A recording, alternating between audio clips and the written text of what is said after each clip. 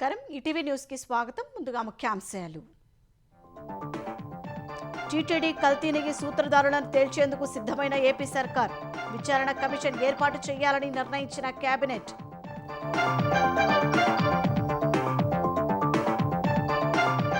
నెయ్యి కల్తీపై తెలిసిన సుబ్బారెడ్డి ధర్మారెడ్డి పట్టించుకోలేదన్న మంత్రులు పారదర్శకత కోసమే కమిషన్ వేస్తున్నట్టు వెల్లడి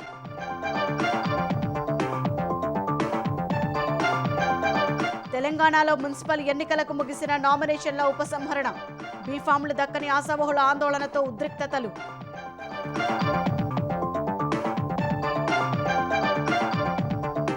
గవర్నర్ కోటాలో ఎమ్మెల్సీల ఎంపికపై స్పష్టతనిచ్చిన సుప్రీంకోర్టు కేబినెట్ సిఫారసు మేరకు నిర్ణయం తీసుకోవచ్చన్న ధర్మాసనం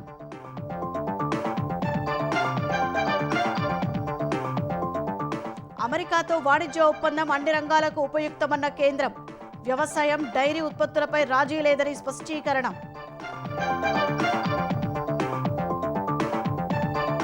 యుఎస్తో ఒప్పందం జనరల్ నరవణే వ్యాఖ్యలపై లోక్సభలో మరోసారి రగడ 8 మంది ప్రతిపక్ష సభ్యులపై సస్పెన్షన్ వేటు దేశీయ స్టాక్ మార్కెట్లలో జోష్ నింపిన వాణిజ్య ఒప్పందం 2073 పాయింట్లు పెరిగిన సెన్సెక్స్ 639 పాయింట్లు లాభపడిన నిఫ్టీ గగనతల పోరాటంలో సరికొత్త చరిత్ర సృష్టించిన డిఆర్డీఓ విజయవంతమైన ఘన ఇంధన డక్టెడ్ రామ్జెట్ సాంకేతికత పరీక్ష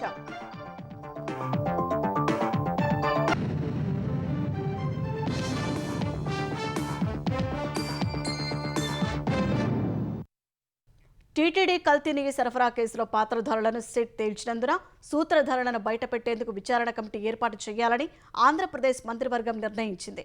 వీలైనంత త్వరగా కమిటీ నివేదిక వచ్చేలా కాలపరిమితిని నిర్దేశించనుంది. నెయ్యి కల్తీపై 2022లోనే తెలిసినా చర్యలు తీసుకుని నాటి TTD chairman Subba Reddy, AEO Dharma Reddy తదితరులను నేరస్తులుగానే పరిగణించాలని కేబినెట్ అభిప్రాయపడింది.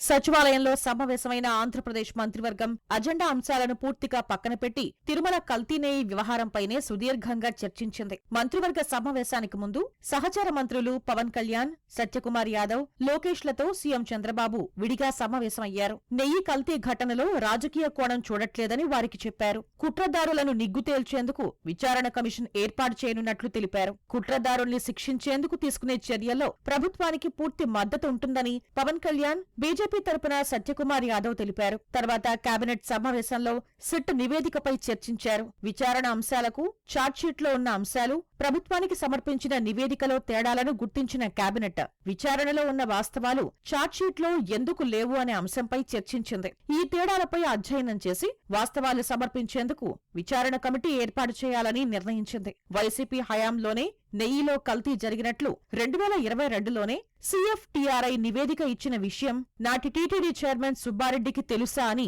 ఉప ముఖ్యమంత్రి పవన్ కళ్యాణ్ అడిగారు.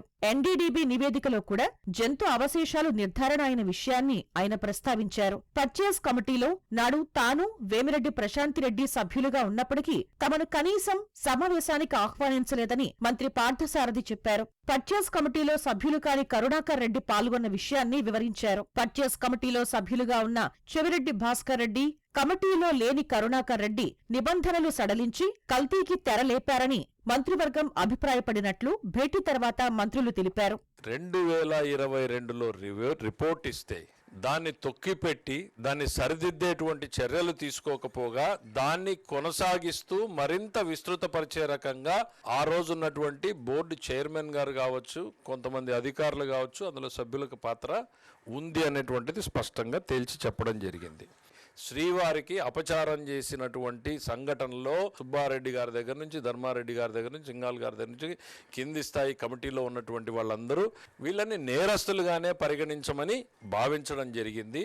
అడ్మినిస్ట్రేటివ్గా ఇంకా ఏమన్నా ల్యాప్సెస్ ఉన్నాయా అనేటువంటిది తేల్చడం కోసం ప్రభుత్వం ఒక కమిటీని వేయడం జరుగుతుంది. Very short tenure committee.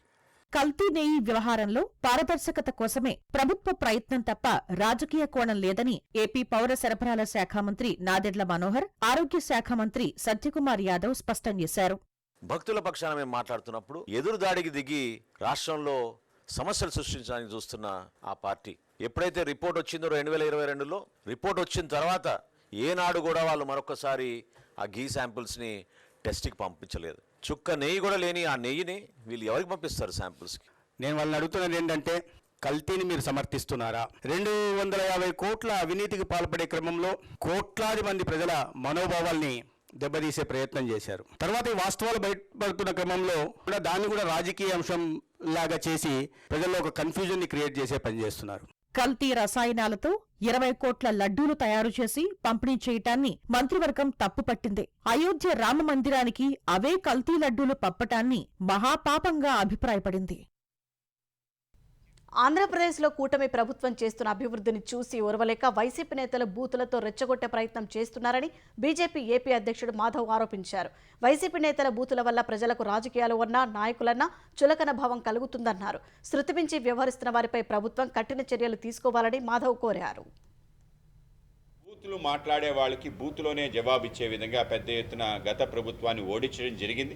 శరవేగంగా అభివృద్ధి జరగడాన్ని ఓర్వలేక బూతులు తిడితే, రెచ్చగొడితే, కార్యకర్తలు రెచ్చిపోతే దాని నుంచి అంటే శవాల పైన పేలాలు ఏలుకోవాలనే ఒక నేపథ్యంలో జరుగుతున్న పరిణామంగా భావిస్తున్నాం.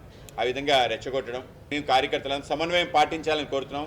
ఓపిక వహించాలి. వాళ్ళ సంబంధించిన ఆలోచన మనకు తెలుసు, గతంలో చూపించారు, మరొకసారి చూపించే ప్రయత్నం చేస్తున్నారు. కనుక వాటి ఈ విధంగా దిగజారుడు భాష మాట్లాడినా ఎక్కడ ఉపేక్షించేది లేదు. వాళ్ళందరికీ కఠినమైన శిక్ష విధించాలని కోరుతున్నాం. అలాగే ఏవైతే దాడులు ఉన్నాయో వాటిని కూడా ఖండిస్తున్నాం. ఆ విధంగా జరగకూడదు. దాని కారణంగా పక్కదారి పట్టించే ప్రయత్నం జరుగుతుంది. ముఖ్యమంత్రి చంద్రబాబుపై చేసిన వ్యాఖ్యలపై వైసీపీ నేత అంబటి రాంబాబు క్షమాపణ చెప్పి ఉంటే ఆయన కార్యాలయం వద్దకు తాము వెళ్లాల్సిన అవసరం ఉండేది కాదని గుంటూరు పశ్చిమ ఎమ్మెల్యే గళ్లా మాధవి స్పష్టం చేశారు. అంబటి ఇల్లు, కార్యాలయంపై దాడికి సంబంధించి ఆయన కుమార్తె సహా వైసీపీ నేతలు చేసిన విమర్శలను మాధవి తిప్పికొట్టారు. కల్తీ నెయ్యి నివేదికపై ఫ్లెక్సీలు వేస్తే వాటిని తొలగిస్తారని బెదిరించడం, సీఎంను దూషించడం తప్పు కాదా అని ప్రశ్నించారు. బూతులు తిట్టినప్పుడు మౌనంగా ఉండలేమన్న మాధవి, నిజంగా దాడి చేయాలంటే వైసీపీ వాళ్ళు టీడీపీ కార్యాలయంపైకి వేరే వాళ్లను పంపినట్లు చేసేవాళ్లమన్నారు. చంద్రబాబు దాడులను, దొమ్మిలను ఏనాడు ప్రోత్సహించారని స్పష్టం చేశారు. ఈ వ్యవహారంలో వైసీపీ నేతలు ఎక్కువ మాట్లాడితే ఈసారి రాష్ట్రంలోని మహిళలంతా తిరగబడతారని మాధవి హెచ్చరించారు. డైవర్షన్ పాలిటిక్స్తో పాటు డైవర్స్ పాలిటిక్స్ అంటే విభజించే పాలిటిక్స్, దాన్ని ట్రై చేయడం, అది కాకపోతే సెంటిమెంట్, ఉమెన్ సెంటిమెంట్ పాలిటిక్స్, అది కాకపోతే పరామర్శ, ఇది ఎప్పుడు జరిగే ఒక స్క్రిప్ట్, అది జరిగింది. మరి తప్పు చేశారు, క్షమాపణ చెప్పండి, ఇంతకంటే ఏమన్నా అడిగారా మిమ్మల్ని? తర్వాత పవన్ కళ్యాణ్ గారి గురించి మాట్లాడతారు. మనం బరంపురం, ఇప్పుడు ఎందుకమ్మా మీకు అది? పవన్ కళ్యాణ్ గారి గురించి మీ నాన్నగారు మాట్లాడిన మాటలు గుర్తు చేయనా? తప్పు చేశారు, క్వశ్చన్ చేస్తున్నాము, ఆన్సర్ చేయండి. కులం ఎందుకు తల్లి మీకు? మద్యం దుకాణాల్లో ఎంఆర్పీ కంటే అధిక ధరలకు విక్రయాలు జరుగుతున్నట్టు వచ్చిన ఫిర్యాదుపై చర్యలు తీసుకోవాలని ఎక్సైజ్ అధికారులను ఉప ముఖ్యమంత్రి పవన్ కళ్యాణ్ ఆదేశించారు. కాకినాడ జిల్లాతో పాటు ఆంధ్రప్రదేశ్ నలుమూలల నుంచి ఈ తరహా ఫిర్యాదులు వచ్చాయని తెలిపారు. అధిక ధరలకు మద్యం విక్రయాలు చేపట్టడం నిబంధనలకు విరుద్ధమని ఆయన స్పష్టం చేశారు. ప్రభుత్వానికి చెడ్డ పేరు కూడా వస్తుందన్నారు. మద్యం విక్రయాల వ్యవహారంలో దుకాణదారులు ఖచ్చితంగా నిబంధనలు పాటించాలని స్పష్టం చేశారు. మద్యం దుకాణాలపై నిరంతరం నిఘా పెట్టి అధిక ధరలకు విక్రయించే వారిపై చర్యలు తీసుకోవాలని ఎక్సైజ్ అధికారులను పవన్ కళ్యాణ్ ఆదేశించారు. తెలంగాణలో కార్పొరేషన్లు, మున్సిపాలిటీ ఎన్నికల్లో నామినేషన్ల ఉపసంహరణ గడువు ముగిసింది. ఈ ఎన్నికల్లో ఎక్కడెక్కడ ఎవరెవరు బరిలో నిలిచారో స్పష్టత వచ్చింది. బీఫామ్లు సమర్పించేందుకు ఇవాళ చివరి రోజు కాగా కాంగ్రెస్, బీఆర్ఎస్, బీజేపీ టికెట్లు ఆశించి భంగపడిన వారు ఆందోళనలకు దిగారు. ఇన్ని రోజులు పార్టీ కోసం కష్టపడితే నమ్మించి మోసం చేశారని నిరసన చేపట్టారు. తెలంగాణలో మున్సిపల్ ఎన్నికలకు నామినేషన్ల ఉపసంహరణకు గడువు ముగియగా తాము నమ్ముకున్న పార్టీల బీఫామ్లు దక్కని ఆశావహుల ఆందోళనలతో వార్డులు, డివిజన్లలో ఉద్రిక్తతలు తలెత్తాయి. పలుచోట్ల ఆయా పార్టీల నేతలతో ఆశావహులు వాగ్వాదానికి దిగారు. జగిత్యాల జిల్లా రాయికల్ మున్సిపాలిటీలో తనకు టికెట్ దక్కలేదని కాంగ్రెస్ పట్టణ మహిళా అధ్యక్షురాలు మమత, యూత్ పట్టణ అధ్యక్షుడు నాగరాజు పార్టీకి, పదవికి రాజీనామా చేశారు. జగిత్యాల జిల్లా మెట్పల్లిలోని 24వ వార్డులో బీఫామ్ ఇవ్వలేదని ఓ మహిళ కన్నీరు పెట్టుకున్నారు. జగిత్యాల మున్సిపల్లో బీఫామ్ల పదవులపై ఇద్దరు అభ్యర్థుల మధ్య గొడవ జరిగింది. కరీంనగర్ జిల్లా చొప్పదండి పురపాలక సంఘం ఎన్నికల్లో బీఆర్ఎస్ టికెట్ ఇవ్వలేదని ఆ పార్టీకి చెందిన నాయకురాలు పురుగుల మందు డబ్బాతో నిరసన తెలిపారు. మున్సిపల్ ఎన్నికల్లో టికెట్ల కేటాయింపుపై మాజీ మంత్రి జీవన్ రెడ్డి మరోసారి ఆవేదన వ్యక్తం చేశారు. జగిత్యాల మున్సిపాలిటీలో 50 వార్డులకు 30 సీట్లు ఎమ్మెల్యే సంజయ్ కుమార్ వర్గానికి, 20 సీట్లు తన వర్గానికి కేటాయించారని చెప్పారు. ఈ విషయంలో తనకు అన్యాయం జరిగిందన్నారు. ఏ గుర్తైనా తాను కాంగ్రెస్ జెండా మోసిన వారి తరపునే ప్రచారం చేసి గెలిపించుకుంటానని చెప్పారు. బీఫామ్ ఇవ్వలేదని బీఆర్ఎస్ నాయకుడు ఒకరు కరీంనగర్ ఎమ్మెల్యే గంగుల కమలాకర్ నివాసం వద్ద ఆందోళనకు దిగారు. అనుచరులతో కలిసి ప్రచార సామాగ్రి తగులబెట్టారు. సంగారెడ్డి జిల్లా జహీరాబాద్ లో బీఫామ్ కోసం బీఆర్ఎస్ ఆశావహులు ఆందోళనకు దిగారు. మున్సిపల్ కార్యాలయం వద్ద ఎమ్మెల్యే మాణిక్రావుతో వాగ్వాదానికి దిగారు. నాగర్ కర్నూల్లో 15వ వార్డు బీఆర్ఎస్ అభ్యర్థి నసీమా బేగంను విత్డ్రా చేయించేందుకు కాంగ్రెస్ విఫలయత్నం చేసింది. మాజీ ఎమ్మెల్యే మర్రి జనార్దన్ రెడ్డి రాకతో సమస్య సద్దుమణిగింది. రంగారెడ్డి జిల్లా ఆమన్గల్ మున్సిపాలిటీలో 14వ వార్డు అభ్యర్థిగా ఒకరికి బీఫామ్ ఇవ్వగా టికెట్ ఆశించిన మరో వ్యక్తి అనుచరులు వారితో వాగ్వాదానికి దిగారు. కుర్చీలను విరగ్గొట్టి నిరసన తెలిపారు.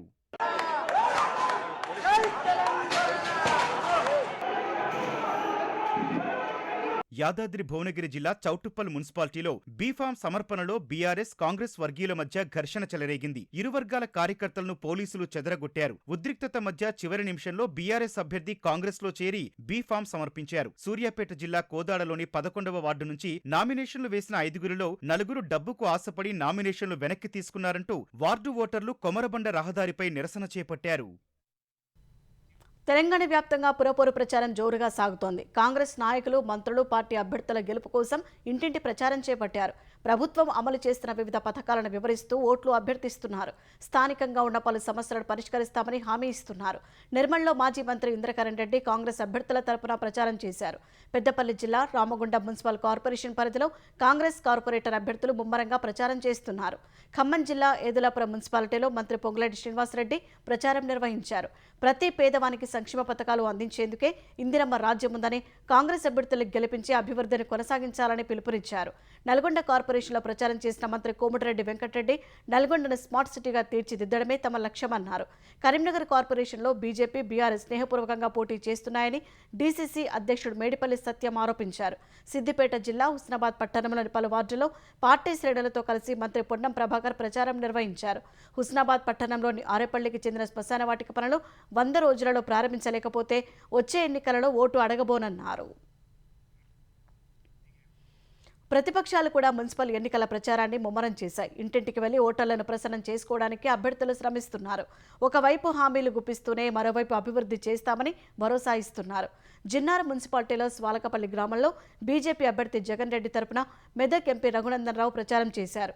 మేడ్చల్ జిల్లా ఎల్లంపేట మున్సిపాలిటీలో బీఆర్ఎస్ అభ్యర్థి తరపున మాజీ మంత్రి మల్లారెడ్డి విస్తృత ప్రచారం నిర్వహించారు.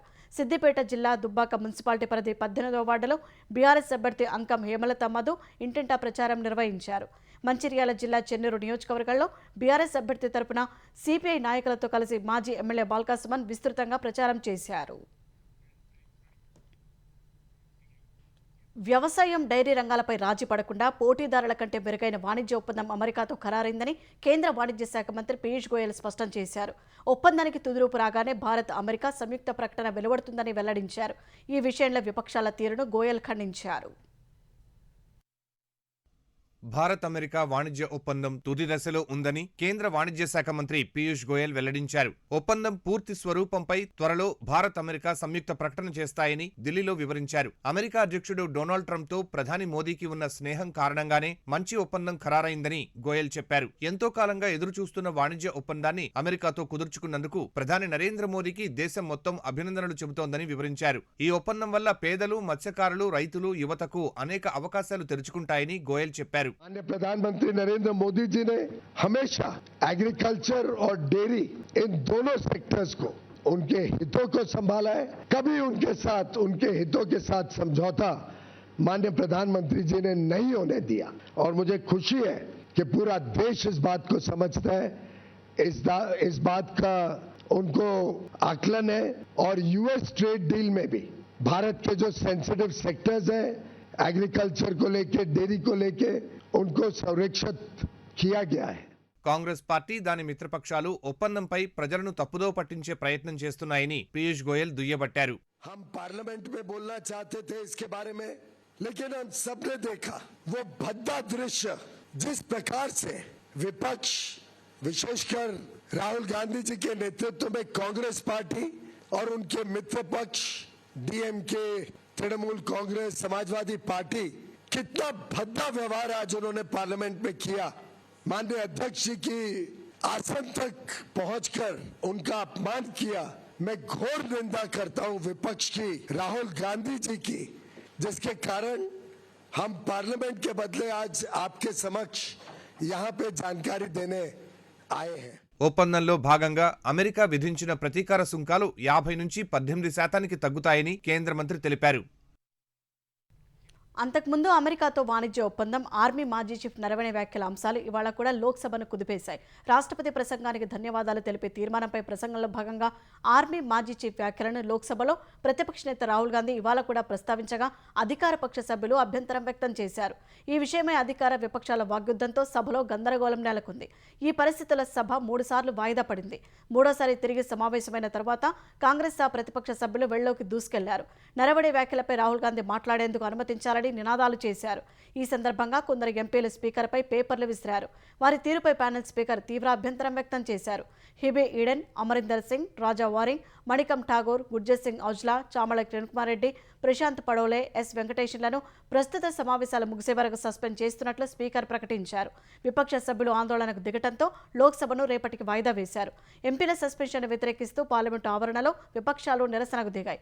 Surrender Modi, Epstein Modi, Modi Trump భాయ్ భాయ్ అంటూ నినాదాలు చేశారు. అమెరికాతో వాణిజ్య ఒప్పందం చేసుకునేందుకు ప్రధాని మోదీ రాజీపడ్డారని రాహుల్ గాంధీ ఆరోపించారు. मोदी जी घबराए हुए हैं. जो ट्रेड डील 4 महीने से रुकी हुई थी, नरेंद्र मोदी जी पर प्रेशर है और नरेंद्र मोदी जी का जो इमेज का गुब्बारा है, जो हजारों करोड़ रुपए लेकर बनाया गया था, कि हमारे प्रधानमंत्री को कॉम्प्रोमाइज कर दिया गया है. किसने किया है, कैसे किया है, ये हिंदुस्तान की जनता को सोचना है. और हिंदुस्तान के जो किसान हैं कि इस ट्रेड डील में आपकी मेहनत को नरेंद्र मोदी जी ने बेच दिया है. सिर्फ आपको नहीं बेचा है, देश को बेचा है. एक अदानी जी पर केस है यूनाइटेड स्टेट्स में. वो अदानी जी को टारगेट नहीं कर रहा है, वो नरेंद्र मोदी के फाइनेंशियल स्ट्रक्चर को टारगेट कर रहा है. दूसरा है एप्स्टाइन फाइल्स, वो अभी रिलीज नहीं हुआ है. इसीलिए इस दबाव में आकर कि प्रधानमंत्री कॉम्प्रोमाइज्ड है. భారత్ అమెరికా మధ్య వాణిజ్య ఒప్పందం ఖరారు చేసిన ప్రధాని నరేంద్ర మోదీని కేంద్ర మంత్రులు, ఎంపీలు సత్కరించారు. ఎన్డీఏ పార్లమెంటరీ పార్టీ భేటీలో కూటమి ఎంపీలు మోదీని అభినందించారు. ప్రధాని అధ్యక్షతన జరిగిన ఈ భేటీకి BJP, TDP, JDU, LJPR, Shiv Sena, JDS, ఎన్డీఏలోని ఇతర పార్టీల ఎంపీలు హాజరయ్యారు. రాజకీయం, పాలనాపరమైన అంశాలు సహా బడ్జెట్ సమావేశాల్లో అనుసరించాల్సిన వ్యూహంపై భేటీలో ప్రధాని ఎంపీలకు దిశానిర్దేశం చేశారు. భేటీ తర్వాత మాట్లాడిన కేంద్ర మంత్రి కిరణ్ రిజిజు ఎన్డీఏ ప్రభుత్వం చేపట్టిన అభివృద్ధి కార్యక్రమాలను ప్రజలకు వివరించాలని ప్రధాని మోదీ సూచించినట్లు చెప్పారు. అభివృద్ధి చెందిన దేశాలు భారత్కు ప్రాధాన్యమిస్తున్నాయని చెప్పడానికి అమెరికాతో కుదిరిన వాణిజ్య ఒప్పందం ఒక నిదర్శనమని తెలిపారు. తాము చేస్తున్న అభివృద్ధిని చూసి ఓర్వలేకే కాంగ్రెస్ తమపై తప్పుడు ప్రచారాలు చేస్తోందని రిజిజు ఆగ్రహం వ్యక్తం చేశారు. వాణిజ్య ఒప్పందం ఖరారైనట్టు అమెరికా అధ్యక్షుడు డొనాల్డ్ ట్రంప్, ప్రధాని నరేంద్ర మోదీ చేసిన ప్రకటన దేశ స్టాక్ మార్కెట్లలో జోష్ను నింపింది. క్రితం సెషన్లో 943 పాయింట్లు పెరిగిన సెన్సెక్స్ వాణిజ్య ఒప్పందంపై ప్రకటనతో ఇవాళ ఏకంగా 2073 పాయింట్లు ఎగబాకింది. క్రితం ముగింపు 81,666 పాయింట్లతో పోలిస్తే 3,657 పాయింట్ల ఎగువన 85,323 పాయింట్ల వద్ద ఉదయం సెన్సెక్స్ మొదలైంది. అదే ఊపులో 4,205 పాయింట్ల లాభంతో 85,872 పాయింట్ల గరిష్ట స్థాయిని నమోదు చేసింది. ఈ దశలో కొన్ని రంగాలకు చెందిన మదుపరులు లాభాల స్వీకరణకు మొగ్గు చూపగా సెన్సెక్స్ 83,500 పాయింట్ల కనిష్ట స్థాయిని నమోదు చేసింది. చివరిలో కాస్త కోలుకున్న సూచి 83,739 పాయింట్ల వద్ద స్థిరపడింది. జాతీయ స్టాక్ ఎక్స్చేంజ్ సూచి నిఫ్టీ క్రితం ముగింపు 25,088 పాయింట్లతో పోలిస్తే 1,220 పాయింట్ల ఎగువన 26,308 పాయింట్ల వద్ద ప్రారంభమైంది. అదే జోరులో 1,252 పాయింట్లు పెరిగి 26,341 పాయింట్ల గరిష్ట స్థాయిని తాకింది. చివరకు 639 పాయింట్ల లాభంతో 25,727 వద్ద ముగిసింది. గవర్నర్ కోటాలో కొత్తగా ఎమ్మెల్సీల ఎంపికకు తమ ఉత్తర్వులు ఏమాత్రం అడ్డంకి కావని సుప్రీంకోర్టు స్పష్టం చేసింది. తెలంగాణలో ప్రభుత్వం మారిన తర్వాత గవర్నర్ కోటాలో తమను ఎంపిక చేయడాన్ని రద్దు చేస్తూ 2025 ఆగస్టు 13న ఇచ్చిన ఉత్తర్వులపై అమీర్ అలీ, కోదండరాం సుప్రీంను ఆశ్రయించారు. ఈ పిటిషన్పై జస్టిస్ విక్రమ్నాథ్, జస్టిస్ సందీప్ మెహతాలతో కూడిన ధర్మాసనం ఇవాళ విచారణ జరిపింది. ఈ విచారణలో గత ఏడాది ఆగస్టు 13న ఇచ్చిన మధ్యంతర ఉత్తర్వుల కారణంగా కొత్త ఎమ్మెల్సీ నియామకాలపై గవర్నర్ నిర్ణయం తీసుకోవడం లేదని కోదండరాం తరపు న్యాయవాది నిరంజన్ రెడ్డి కోర్టు దృష్టికి తీసుకెళ్లారు. ఈ అంశంపై స్పష్టత ఇవ్వాలని కోరారు. ఈ మేరకు స్పష్టతనిచ్చిన ధర్మాసనం గత ఏడాది ఆగస్టు 13న ఇచ్చిన ఉత్తర్వులు కొత్త నియామకాలకు అడ్డంకి కాదని స్పష్టం చేసింది. కోదండరాం, అమీర్ అలీ తక్షణ ఎంపికను మాత్రమే రద్దు చేస్తున్నట్లు గత ఏడాది ఆగస్టు 13న ఇచ్చిన ఆదేశాల్లో ఉందని తెలిపింది. పిటిషన్లు సహా మంత్రివర్గ నిర్ణయానికి అనుగుణంగా ఎవరినైనా తిరిగి నియామకం చేసే స్వేచ్ఛ గవర్నర్కు ఉందని నాటి ఉత్తర్వుల్లో పేర్కొన్నట్టు ధర్మాసనం స్పష్టం చేసింది. కేబినెట్ చేసే సిఫారసుపై గవర్నర్ స్వేచ్ఛగా నిర్ణయం తీసుకోవచ్చని జస్టిస్ విక్రమ్నాథ్ స్పష్టం చేశారు. అటు అమీర్ అలీ దాఖలు చేసిన వెకేట్ పిటిషన్ను దాసోజు శ్రవణ్ పిటిషన్తో జత చేయాలని ఆదేశించిన ధర్మాసనం తదుపరి విచారణను మార్చి 19కి వాయిదా వేసింది. గగనతల పోరాటంలో DRDO సరికొత్త చరిత్ర సృష్టించింది. ఘన ఇంధన డక్టెడ్ రామ్జెట్ సాంకేతికతను విజయవంతంగా పరీక్షించింది. ఈ పరీక్షతో అత్యంత శక్తివంతమైన దీర్ఘశ్రేణి గగనతలం నుంచి గగనతలంలోని లక్ష్యాలను ఛేదించే క్షిపణులను తయారు చేసే సామర్థ్యం కలిగిన దేశాల సరసన భారత్ నిలిచింది. ఒడిశా తీరంలోని చాందీపూర్ ఇంటిగ్రేటెడ్ టెస్ట్ రేంజ్ నుంచి ఈ ప్రయోగం చేసినట్లు DRDO తెలిపింది. Nozzle less booster, solid fuel ducted ramjet motor, fuel flow controller వ్యవస్థలు ఈ పరీక్షలో అత్యుత్తమ పనితీరు కనబరిచినట్టు శాస్త్రవేత్తలు తెలిపారు. గ్రౌండ్ బూస్టర్ మోటార్ సాయంతో నిర్దేశిత వేగాన్ని అందుకున్న తర్వాత రామ్జెట్ ఇంజిన్ విజయవంతంగా పనిచేసినట్టు తెలిపింది. శత్రు దేశాల విమానాలను అత్యంత దూరం నుంచి అడ్డుకోగల క్షిపణుల తయారీకి ఈ సాంకేతికత ఊతమివ్వనుందని శాస్త్రవేత్తలు తెలిపారు. దేశీయ పారిశ్రామిక దిగ్గజ సంస్థ అదాని గ్రూప్ హెలికాప్టర్ల తయారీ రంగంలోకి అడుగుపెట్టింది. హెలికాప్టర్ల తయారీ ఎకోసిస్టమ్ ఏర్పాటుకు ఇటలీకి చెందిన లియోనార్డో కంపెనీతో అదాని గ్రూప్ భాగస్వామ్యం కుదుర్చుకుంది. ఈ మేరకు Adani defence and aerospace, Leonardo సంస్థల ప్రతినిధులు భాగస్వామ్య ఒప్పందంపై సంతకాలు చేశారు. ఈ భాగస్వామ్యం ద్వారా దేశంలో ఇంటిగ్రేటెడ్ హెలికాప్టర్ తయారీ ఎకోసిస్టమ్ను ఏర్పాటు చేయనున్నట్లు అదాని గ్రూప్ ఓ ప్రకటనలో వెల్లడించింది. ముఖ్యంగా భారత సైన్యం, వైమానిక దళ అవసరాలను తీర్చే లక్ష్యంతో ఈ భాగస్వామ్యం కుదుర్చుకున్నట్లు తెలిపింది. లియోనార్డో సంస్థకు చెందిన AW169M, AW1091 వంటి హెలికాప్టర్లను దేశీయంగా తయారు చేయడం ఈ భాగస్వామ్యం ముఖ్య ఉద్దేశమని పేర్కొంది. దశల వారీగా స్థానిక తయారీ పెంచడం, మెయింటెనెన్స్, నిర్వహణ, మరమ్మతు, ఓవర్హాలింగ్, MRO సామర్థ్యాలు, పైలట్ల శిక్షణ వంటివి ఇందులో భాగంగా ఉంటాయని అదాని గ్రూప్ వెల్లడించింది. డేటా షేరింగ్ పేరుతో దేశ పౌరుల గోప్యతతో చెలగాటం ఆడలేరని వాట్సాప్ మెటాకు సుప్రీంకోర్టు చురకలు అంటించింది. వాట్సాప్ మెటా గోప్యత విధానంపై competition commission of India CCI విధించిన అపరాధ రుసుముకు వ్యతిరేకంగా ఆయా సంస్థలు అత్యున్నత న్యాయస్థానాన్ని ఆశ్రయించాయి. దీనిపై విచారణ చేపట్టిన సుప్రీంకోర్టు వాట్సాప్, మెటా సంస్థల గోప్యత విధానం వ్యక్తిగత సమాచారాన్ని తస్కరించేందుకు అనుకూలంగా ఉందని ఆగ్రహం వ్యక్తం చేసింది. ఒకవేళ దేశ చట్టాలను పాటించకపోతే భారత్ను వీడి వెళ్లొచ్చని CJ జస్టిస్ సూర్యకాంత్ హెచ్చరించారు. గోప్యత హక్కును అత్యంత పట్టుదలతో భారత్ పరిరక్షిస్తోందని స్పష్టం చేసింది. టెక్ సంస్థల గోప్యతా నిబంధనలు చాలా తెలివిగా రూపొందించారని, అవి సామాన్య పౌరులకు అర్థం కావని తెలిపింది. అసమాన నిబంధనలతో వినియోగదారుల సమాచారం పంచుకోవడాన్ని తాము అనుమతించబోమని తేల్చెప్పింది. ఈ పిటిషన్పై ఈ నెల 9న మధ్యంతర ఉత్తర్వులు జారీ చేస్తామని సుప్రీంకోర్టు వెల్లడించింది.